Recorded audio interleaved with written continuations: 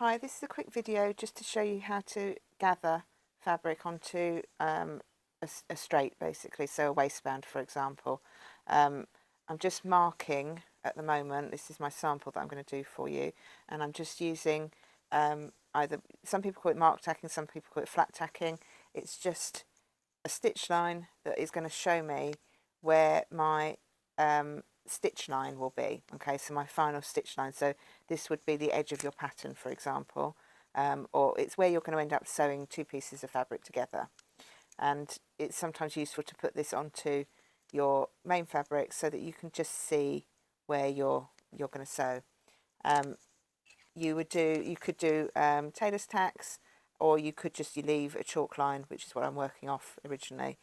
It's entirely up to you, and it is kind of dependent on what you're doing as well. Okay, but this tack line will come out at the end. We won't necessarily keep it in. If you can't see it when you've finished sewing everything together, then it sometimes gets left in, but usually you would take it back out again.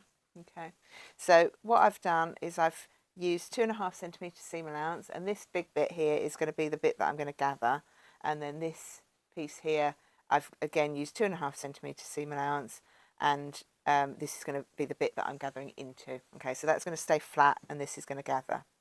So it's really straightforward, really simple thing to do. Move that out of the way for the moment, and we're going to just machine using the biggest stitch that your machine will do. So it's just a straight stitch, and just use the biggest stitch to turn your dial, whatever it is, up to 5 or whatever it goes up to. Okay, you're not going to reverse at each end, and what you need to make sure you do is have nice long tails. I'm going to stitch in white. Make nice long tails from your bobbin and from your top thread. Okay, and then all you're going to do is line up the edge of the foot with your tack line, or if you're working on the other side, your chalk line. What I would recommend though is, which is why it's useful to have this tack line, is that to have the right side of the fabric on the upside, because then you know that all your underside threads, so your threads coming from your bobbin, are on the wrong side, and they're the ones that we're going to end up pulling because they are the easiest to pull through. Okay, it'll make more sense when I get to it, hopefully. So to start off with, I'm just going to machine a line of stitching down this side, gather stitching. So again, like I just said, no reversing, just going to go, make sure you keep your threads out of the way, nice long tails, and then I'm just going to machine down,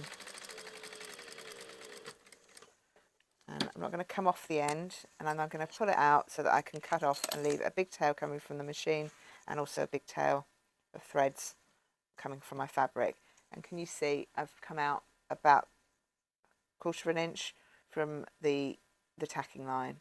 Okay, so this is on my garment at the moment, so once I've machined it together, we will see this line, but we were going to remove it. Okay, and then I'm just going to make sure that all those threads are out of the way, and then I'm going to machine a line of stitching down this side.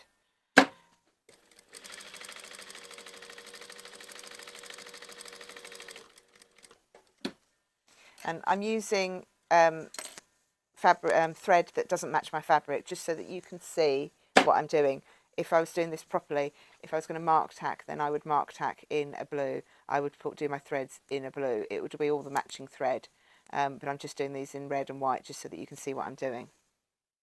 The next step is to take the threads that are coming from the top, so your two top ones,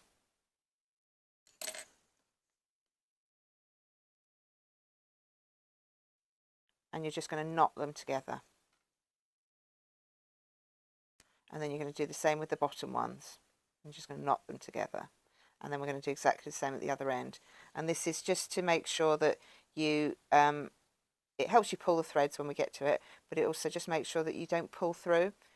What can happen if you're using very slippy fabric is you can end up actually pulling your threads all the way through, and then you have to start all over again, which is very frustrating. We just need to get that red thread out from there. There we go. And then once we've tied that, now that's my right side, and I know that because I've got chalk marks on my wrong side. And when you do it, you'll see that your thread on the underside, and you probably know this already, that your bobbin thread is it's going straighter, so it's a looser thread. So we're going to use that, and we're going to just pull it. And you might need to, depending on your fabric, you might need to ease your fabric to start off with.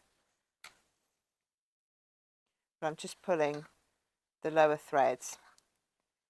And how much you gather, and you can do both ends, how much you gather is entirely up to you, and again it is dependent on your project.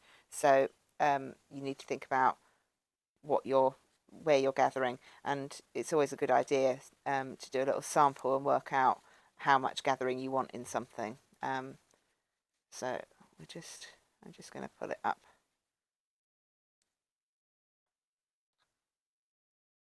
This is a linen, and it's quite a bulky. It's a quite a stiff linen, not bulky. It's just quite a stiff linen. So what you have to be careful of is that you don't break your threads.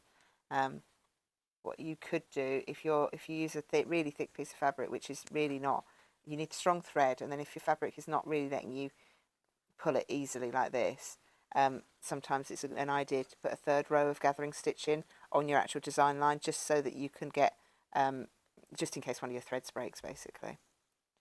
So we'll pull that in like that. What you want to happen is, although it's gathering, you want those gathers to be fairly straight. And now what I'm going to do is I'm just going to unhook the kind of stay threads that I've done at one end of my red with my mark tacking. See if I can get that one undone. Because what I want to do is just pull that thread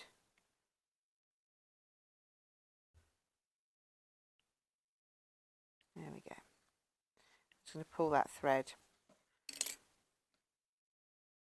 so that it lays flat. Again, be careful that it doesn't pull out completely. I've done a stay stitch at the other end, so in theory it shouldn't. But what we want that to be is to give us a nice straight line so that we can see where our tacking was. If you leave it all gathered up, it loops, so you can't really see where you're going to sew. So we're going to just got a nice straight line that shows us where we're going to machine. Okay, and then we take our other piece of fabric that we're going to put the gathers onto, and we're just going to match up the tacking line. So we're matching up that line.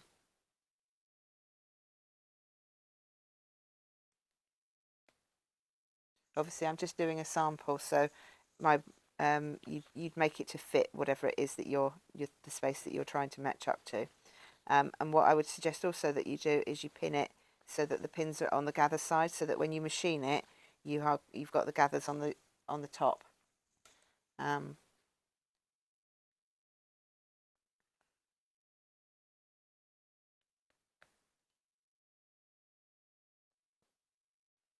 Okay, you can see I've got the pins going through on the line there, and they're on the line on this side.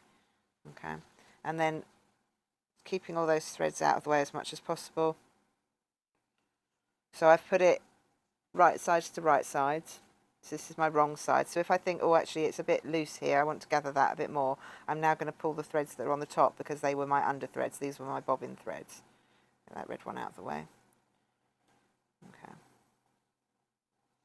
There we go. And then I'm going to machine through. I'm just going to use the white because that's what I've got on there. And I'm reducing my stitch down to a normal stitch length.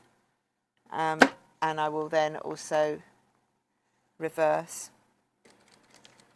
at the start and the beginning. And then I'm going to machine along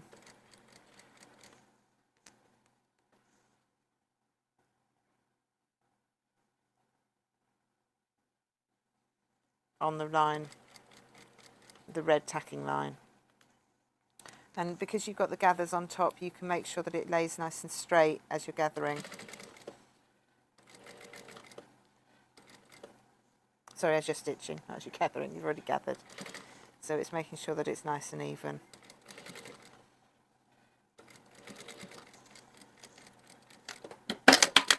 Okay, and the reverse at that end. And I've got it pretty well on the red line on that side. And then I've got my gathers there. And when you're happy with it, basically then you can just remove. So you can cut through your threads or unknot it, whichever's easiest.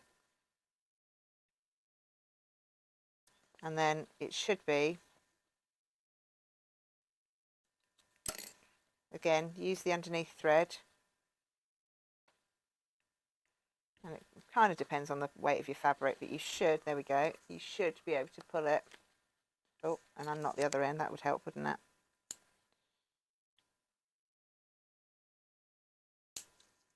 And then pull that out, and then that should release that top thread, and we'll just get rid of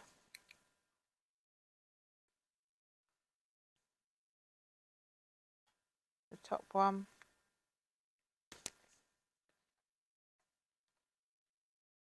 There we go, and then that means I can get rid of that, and that will come out easily.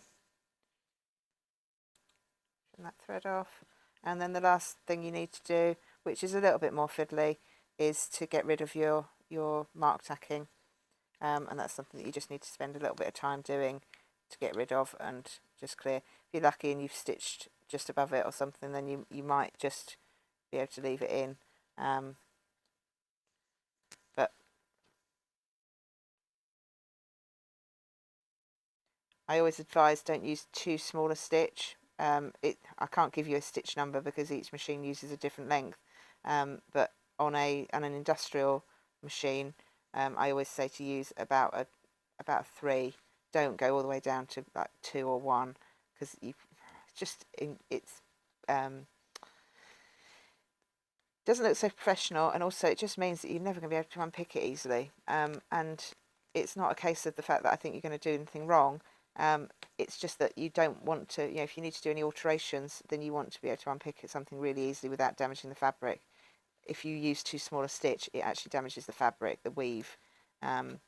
So just kind of keep that in mind when you're sewing. Don't think, oh, I'll do some nice tiny little stitches, because actually it could be more harmful than good, and cause you more headaches in the future as well. So as you can see, this is just taking a little bit of time to get out, but when we've got there, it will be worth it, I promise.